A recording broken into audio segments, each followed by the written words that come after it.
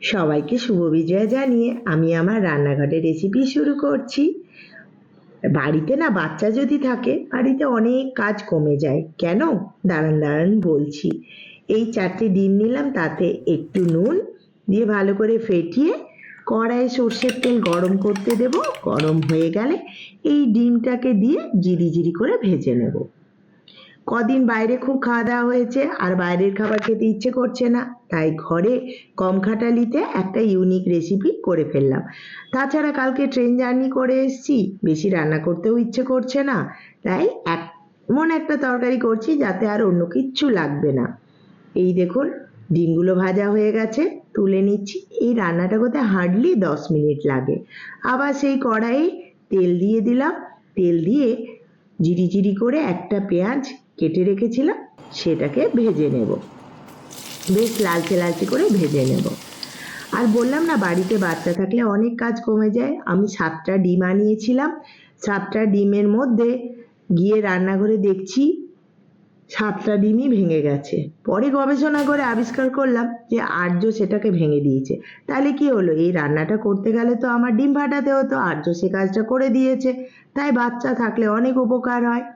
পেঁয়াজগুলো ভাজা হয়ে গেছে, তুলে নিলাম। সেই তেলেই ক্যাপসিকাম আর টমেটো কুচি দিয়ে দিলাম। এগুলোকেও বেশ ভালো করে ফ্রাই করে নেব। এই রান্নাটা হতে 10 মিনিট সময় লাগে। আমার এই বকবকানি শুনতে আপনাদের কিন্তু জোগাড় হয়ে যাবে।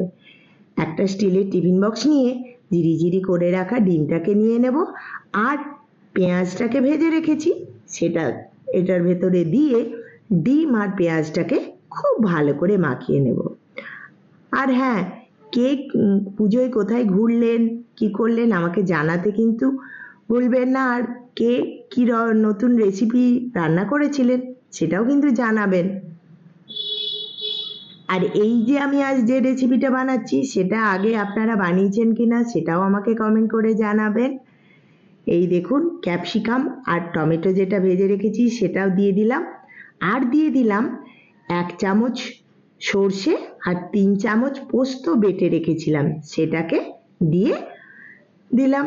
আর দিয়ে দেব 4 পলা মতো তেল আর স্বাদ মতো নুন।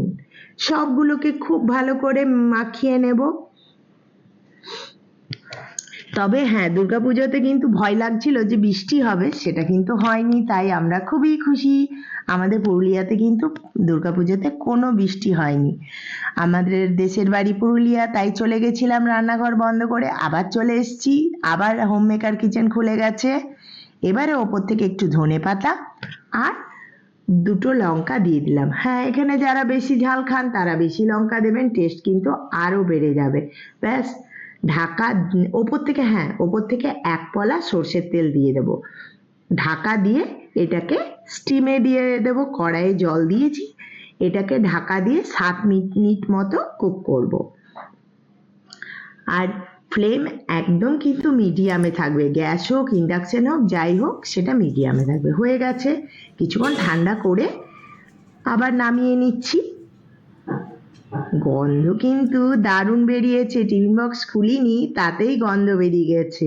ওয়াও! এবারে চামচ দিয়ে ওপর নিচ নেড়ে নিচ্ছি। আজ কিন্তু আমার রান্নাঘরে এই এক তরকারি ভাত, আর কিচ্ছু লাগবে না। এটা আমি যখন রান্না করি আর অন্য তরকারি ওঠেই না। আর আজকে ছিলাম টায়ার্ড, তাই অন্য কিছু রান্না করবই না বলে এটাই করেছি। বললাম তো, যাকেই খাওয়াবেন জিভে জল আসবে আর বলবে আরো দাও আরো দাও। আর অন্য তরকারি কোনো লাগবে না, যেমন গন্ধ। আর সব থেকে ভালো, টায়ার্ড থাকলে যখন অন্য কিছু রাঁধতে ইচ্ছে করবে না, এটা চটজলদি হয়েও যায়। এটাও একটা প্লাস পয়েন্ট, তাই না? এই রান্নাটা আপনাদের কেমন লাগলো আমাকে কমেন্ট করে কিন্তু জানাতে ভুলবেন না।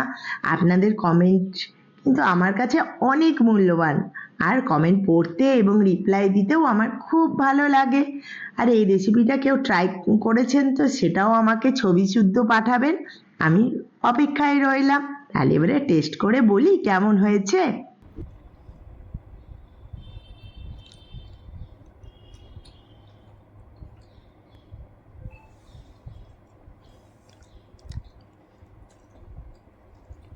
Yummy yummy yummy, tata.